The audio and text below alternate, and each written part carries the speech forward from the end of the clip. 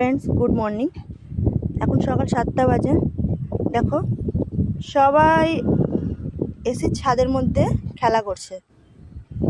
দরজা খুলতেই বিস্কুট সবাইকে নিয়ে ছাদে চলে এসছে, এদের 3জনকে নিয়ে।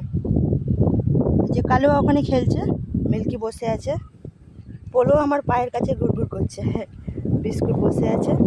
আমাকে দেখে সবাই আমার কাছে চলে এসছে। দেখছিলাম খেলছিল সবাই।